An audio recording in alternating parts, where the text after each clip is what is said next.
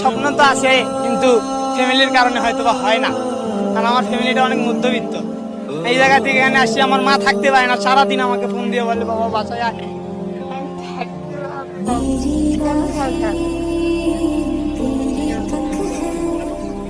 আমার ফ্যামিলিতে অনেক সমস্যা, স্যার। আমার ফ্যামিলি মানে অনেক সমস্যা। বাপের বাপ থাকতেও নাই ধরতে গেলে।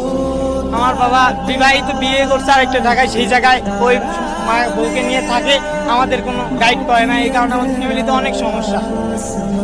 টাকা পয়সা ছাড়া কিচ্ছু হয় না। আমি দেখছি অনেক, আমি তো আগেও ঢাকায় খেলছি, অনেক দেখছি ভালো খেলেও কোনো লাভ নাই। যার মামা খালু আছে তারাই টিকে, আমাদের কোনো টিকার কোনো অপশনই আসে না। এত ভালো খেলেও টিকতে পারবো না আমরা।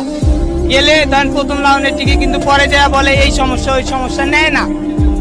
তখন বাসায় যাব, প্র্যাকটিস করব, আল্লাহ যদি রাখে বাংলাদেশ ফুটবল ফেডারেশনে খেলার তৌফিক দানকে, তাহলে খেলবো ইনশাআল্লাহ।